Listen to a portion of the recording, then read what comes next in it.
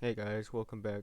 In today's video we're going to be doing something different, collecting all the collectibles in the Minas Ithil region, and I'm not even going to pronounce the other one, but there is two collectibles we missed that you'll see probably in episode 2 or 3 because we collected, it was just right there. So if you want to see that, make sure to watch the videos. And we're going to be producing another video this week over more of the side stuff. It's going to be over the Shelob memories. Going to do all of them in the Minas Ithil and other one, I'm not even going to pronounce it, but it's going to be focusing on these two regions. I'm trying to get everything done as I can so we don't have to go back to it later on. But if y'all do enjoy this type of content, please make sure to like and subscribe, or even leave in the comments what y'all would like to see.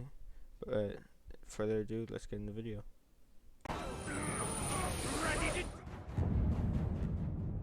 It's easy to dismiss the orcs as brutish, but that demeanor masks a cunning and cruelty well suited for warfare.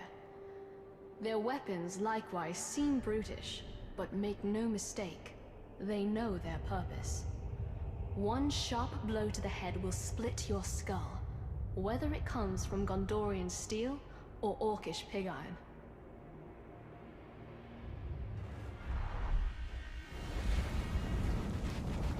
This mace is far older than what we usually find on the battlefield.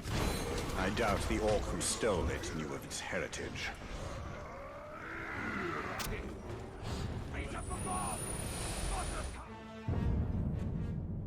The last king of Gondor, Eonar, challenged the Witch King himself in the heart of Angmar. Armored for war, not ceremony, he left his crown behind when he rode to his fate. We hold it in trust for the day when a king of Gondor will return to wear it, though we need a future king with enough sense not to confront the Witch King alone.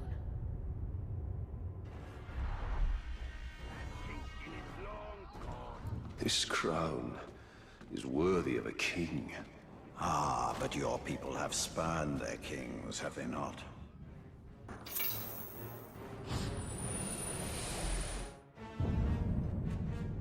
The elves esteem delicate finery in all their arts, and the crystals in this artifact glow softly, even in a pitch-black room.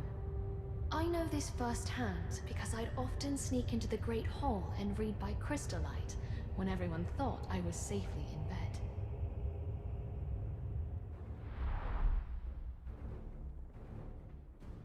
Finest crystal found in roughest Mordor. Fascinating. Surprised the orcs didn't smash it just to hear the sound.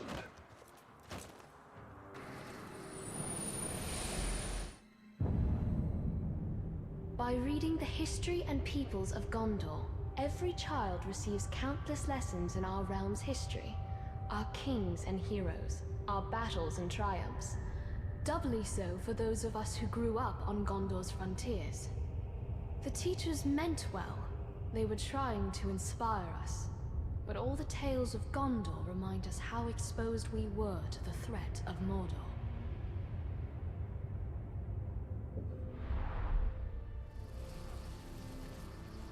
Gondor's history. Triumph in one chapter, despair in the next. Concern yourself with the chapter yet unwritten.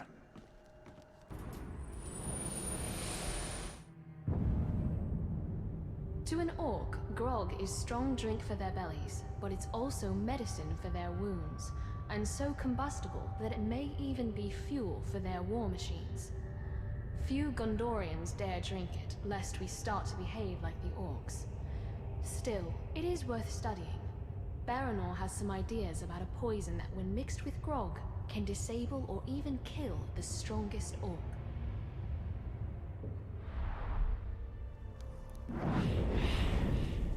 Oof, this grog smells foul. Ah, but to an Uruk it is ambrosia.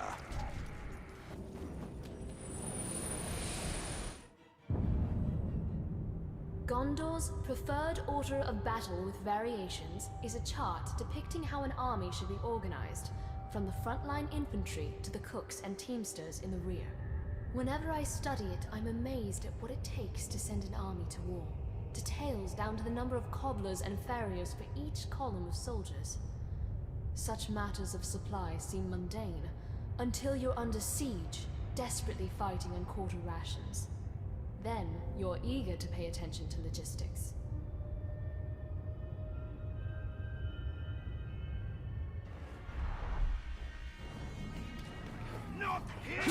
structure of Gondor's army, from general to foot soldier. A structure the orcs will cast down the moment they set foot in Gondor. That's right. The Sea of Nirn is home to beasts we can scarcely comprehend, but from time to time, clues about their existence wash up on the shore. Our patrols found this fossilized squidbeak years ago. If it is proportional to the smaller squids that fishermen sometimes catch, the sea creature would be several 100 feet long. Such a monster is the stuff of nightmares, proof that this world hides horrors far worse than the orcs.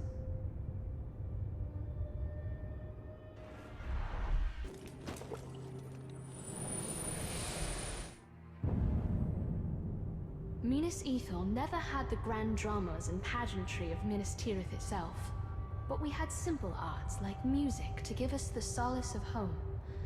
When all around us lies in shadow, a simple folk song or pleasing dance was a ray of sunshine. I wonder if such music will ever be heard again.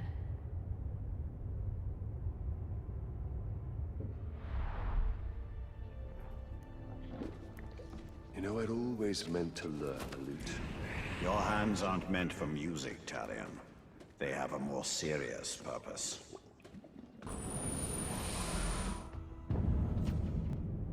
This artifact, a chunk of moonstone, was our last acquisition before the orcs came. A scout found it still smoldering out in the fields where it fell to earth from the moon overhead. I am far from superstitious, but even I wonder whether this bit of fallen moonstone was meant to serve as an ill omen for the disaster that followed.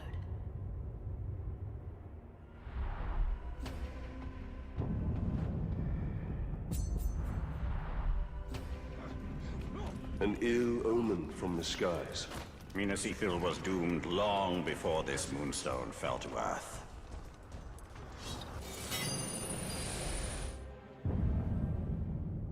Some orcs are self-styled marauders who crave riches more than other orcs. Greed, not bloodlust, motivates them, and unlike most other orcs, they wear jewelry such as this ring to mark their status. We obtained this ring from a dead marauder, so we've no idea of its history, though it seems Numenorian. If only we knew where the marauders find treasures like this ring. There's so much we could learn.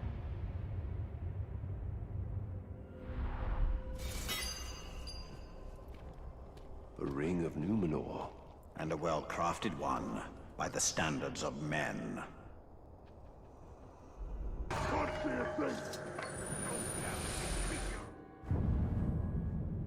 Each city in Gondor administers its own justice in all but the most important cases. And in my lifetime, we've always handled legal matters in Minas Ithil.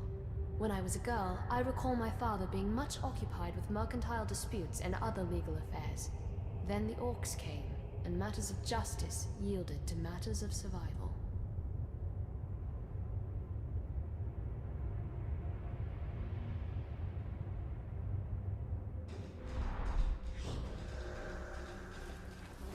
The gavel.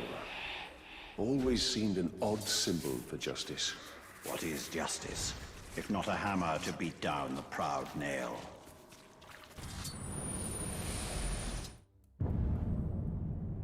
Gondor has faced the Witch King before, and he's had a vendetta against Minas Ithil ever since. This coin depicts the victor, Eärnur, last king of Gondor. Generations ago, Eärnur led an army that routed the Witch King and sent his army fleeing to Angmar. But our victory turned hollow when our king grew prideful. The Witch King challenged Eärnur to single combat, and Eärnur rode eastward from Minas Tirith, never to be seen again. It takes a nation to defeat such evil, not just one man.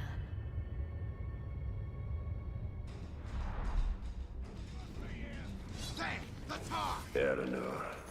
He who fought the Witch King. Twice, because he did not finish the task the first time.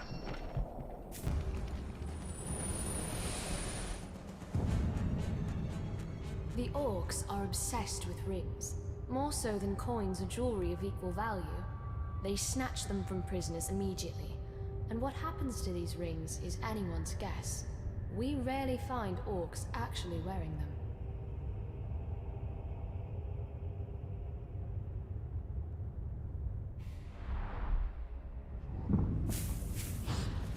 A fine ring. But I gather it's an ordinary one. Ha! Scarcely worth the same name as the ring we created.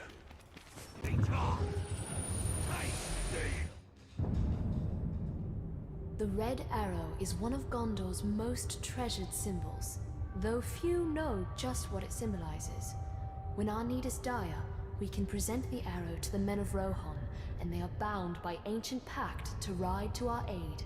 We should have used it in the early days of the siege, but the orcs encircled us so quickly, and Rohan is too far away.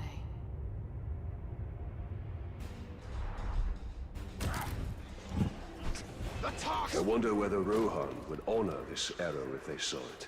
Difficult to say. Men have short memories, and shorter still in a crisis.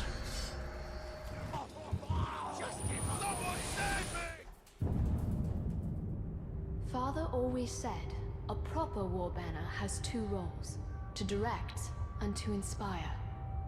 In the chaos of battle, he'd say, you won't march wrong if you keep your flag in sight. Now the orcs have cast down our banners, but Gondor's flag still inspires, even if I see it only in my mind's eye. So long as one Gondorian lives, the white tree still stands tall.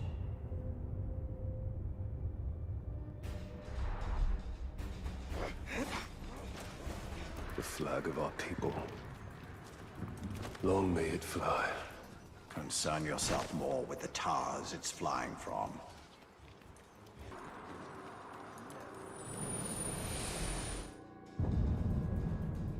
We Gondorians called Minas Ithil home, but we cannot claim to have built it. That honor belongs to exiles from the fabled realm of Numenor beyond the sundering seas. Wondrous architects, they fashioned this city of marble to reflect the moonlight and glow with an inner warmth. But the city's beauty and light drew the ire of the Witch King, who has long sought revenge on Gondor.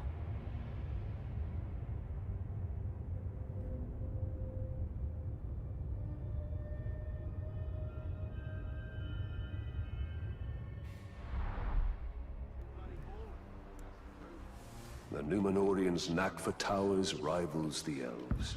Who do you think taught them? They were but precocious students.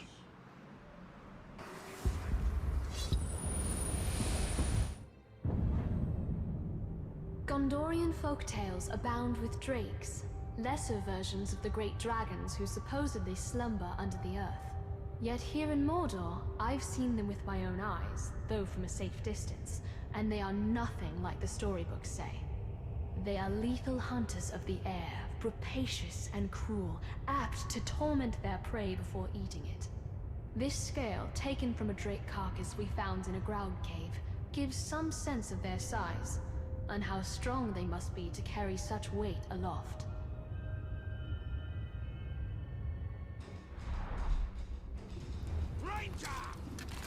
Scale of a drake or full-fledged dragon? Certainly a drake. Dragons take better care of their scales.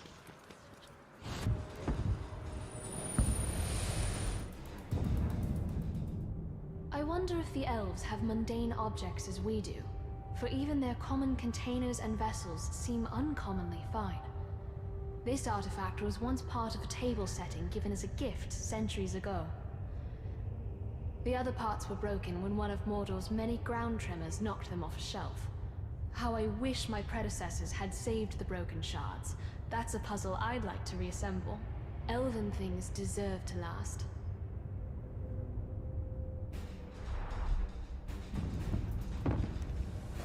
What sort of feasts do the elves have? Stately affairs, not as raucous as orcs or men.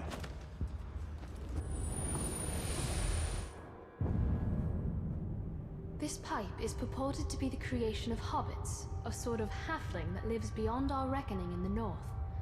I wonder at the strange notion of full-grown adults who scarcely reach my waist in height. But after what I've seen in Mordor, a hobbit would be a welcome sort of strange. Though I don't think a hobbit would last long in Mordor.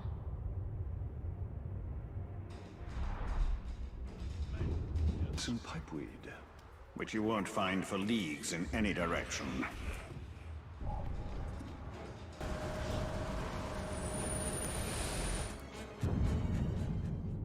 When Eonar didn't return from his confrontation with the Witch King, word of his fall spread like wildfire across Gondor. The Witch King's forces were regrouping, rapidly seizing lands once under Eonar's rule. Some regions fell so quickly that letters sent by the first ruling steward of Gondor, Mardil, never reached their destinations.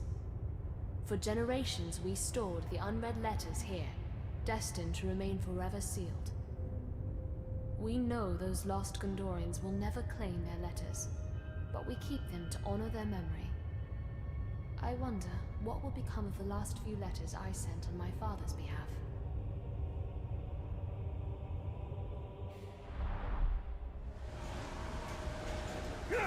You are not tempted to read the letters? No need. I know the heart of my people, so I know what they say.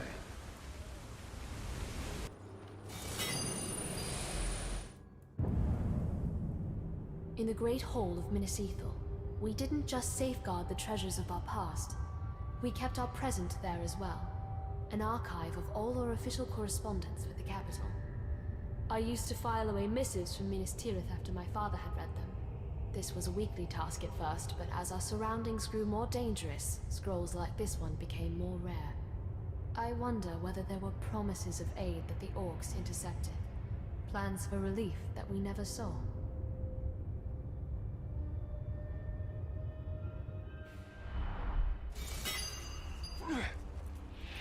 The workings of government reduced to parchment. Minas Ithil didn't need parchment. It needed reinforcements.